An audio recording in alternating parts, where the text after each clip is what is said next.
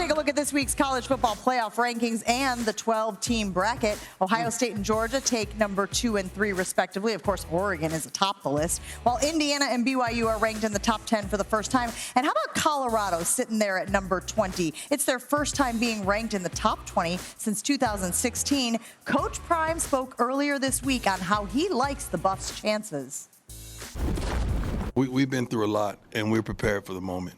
We're not shying away from what we expect. We expect to be in this. We expect to be where we are. We expect to be better than where we are, honestly. But we're here. And we're thankful, we're happy, we're excited, we're elated, but we're not done. And we cannot wait to get to Lubbock to do what we're gifted to do. All right, Steve and Pete. Steve, I'll start with you. Do you think Colorado has a good shot at a run here? Yeah, they've already started it. You know, when they got that second loss in conference play, they really had to get right the ship. They needed some luck. They got that last week in a bye week with Iowa State and Kansas State, who's a team they lost to, losing. So now they have the edge in the standings. But when you look at what they're up against now, they're going to be favored in every single game the rest of the way. They've played great on offense. Shedeur looks as comfortable as he has in his career, and Pat Shurmur has done a great job with having a plan every week. And they're going to be a tough out. Now, that place is going to be a zoo in Lubbock tomorrow with the Tortillas. So be careful. But if Colorado plays well, they're going to be fine. We have to give Dion some truth serum. Is he really looking forward to being in Lubbock? Really that much? The Tortillas will be flying. Be in Boulder? Yes. The Tortillas will be flying in that stadium, be electric. The biggest day of the year in Lubbock, Texas is tomorrow night. And the reason for the optimism of the Texas Tech side is Taj Brooks. Colorado's improved. They've improved on offense. They've improved on both lines. Their run defense is still a little bit susceptible, Jen. They've given up 155 yards a game. It's just number 72 in the country right now. And Taj Brooks is one of the most dynamic backs in the country. He scored the game-winning touchdown against Iowa State on that Wildcat play. He's averaging 130.9 yards. Will Tech be patient enough to establish the run? These Big Ten games tend to devolve into shootouts pretty fast. But if Tech can control the ball, keep Shedeur on the sideline, they could make a long night in Lubbock for Coach Prime. Is one of 4 players with back-to-back 1,000-yard seasons and 10 rushing touchdown seasons. Only 3 other guys in college football are on that list as well. Meanwhile, guys, the ACC is also heating up. Miami and SMU are the only unbeaten teams in conference play, but Clemson is waiting there in the wings at 5-1. So as you look at the standings there and the playoff percentage on that graphic, SMU is on a bye, Steve. Miami faces Georgia Tech, who they lost to last season. Could this game, Miami-Georgia Tech, shake things up in that league? It could. Pete touched on Haynes King. Georgia Tech really needs him. Sounds like he's going to do everything he can to give it a go. And with Haynes King, you bring a quarterback run game that could be frustrating to play against. And so what Georgia Tech does pre-snap with their shifts, with their motions, what we've seen from Michigan or Miami's defense in conference games, every game's been close. They needed a crazy comeback again to beat Duke last week. So they're 3 double-digit comebacks. It's 3-0 in 1-score games. It'd be nice to see Miami not play a 1-score game.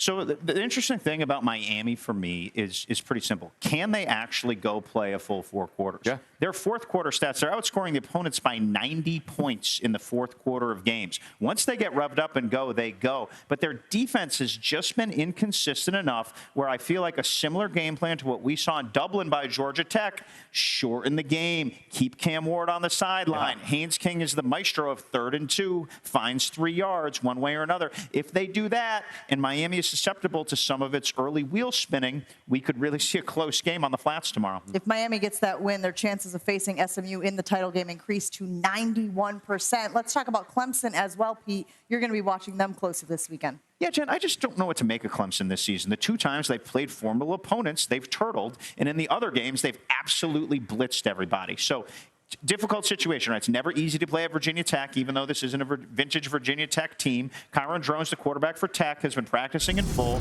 They're expecting him to come back this week. I want to see an authoritative performance by these Clemson Tigers. I want to see them dominate from end to end. They, quite frankly, Steve just mentioned, don't deserve to be ranked in the playoffs. I mean, they just haven't beaten anybody right now. And it's this team that's stuck in this upper middle class netherworld where they're not good enough to really be competing to the standard Dabo set early in his career there, but yet they're still very good by most conventional metrics. So it's a weird little situation they're stuck in there, where they're just in the upper middle class and they can't break out. They're very fortunate to have a ranking next to their name with that resume. Number 15, LSU hosting number 11, Alabama in Death Valley. The Tigers boasting a 15-game win streak in Death Valley at night games. Meanwhile, Kalen DeBoer's Crimson Tide look to avoid their first 3-loss season since 2010. Here's Coach DeBoer on the must-win game earlier this week.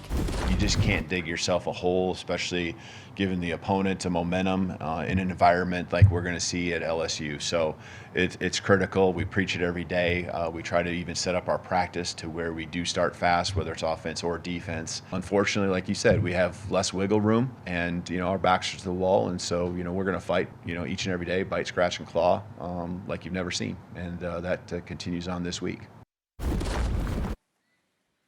We got some boos here when we showed Kalen DeBoer on College Football Live. Steve, you have said this is one of the best environments in all of college football. What makes it so intimidating for opponents? Not one of the best. It is the best environment there is in the sport.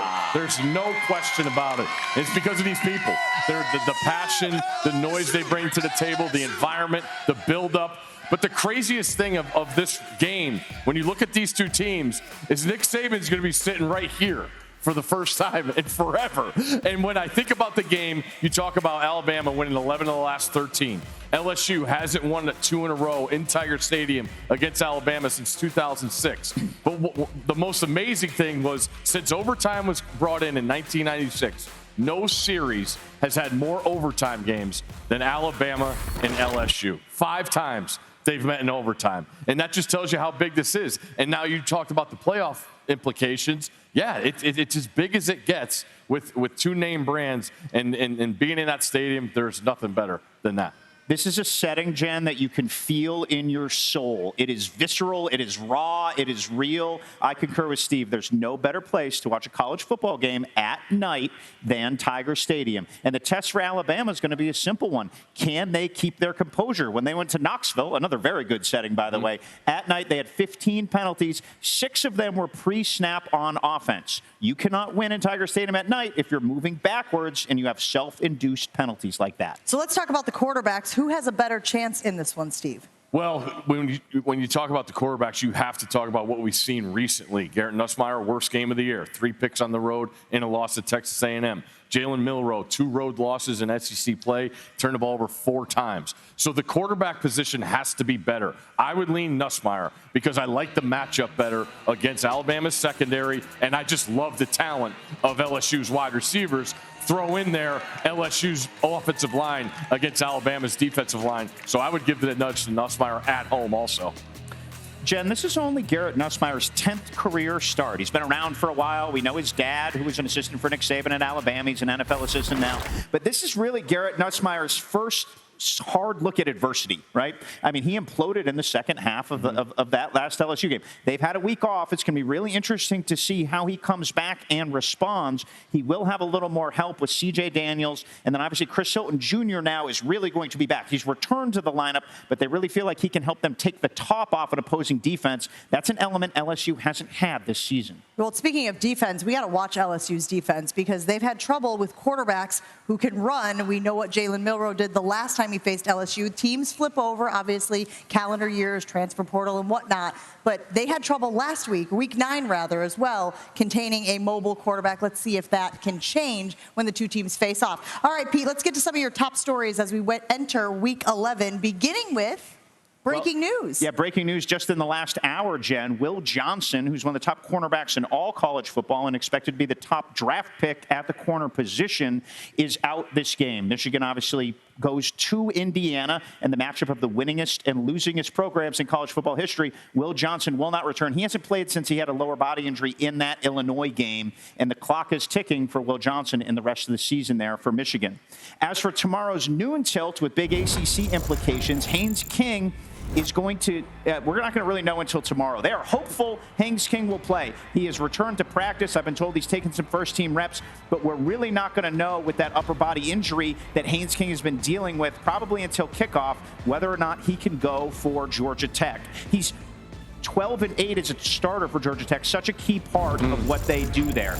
As for the Florida-Texas game, all eyes in pregame are going to be on DJ Lagway. He obviously injured that hamstring. You can see it right here in the Georgia game. Looked like he caught a chunk of bad turf as he was running right there. Lagway is really Florida's only healthy quarterback right now. They have Aiden Warner, the Yale transfer, who would start if Lagway can't go. There's been a lot of pessimism in the sentiment out of Florida whether or not Lagway can play. We'll see if he can get it going pregame tomorrow.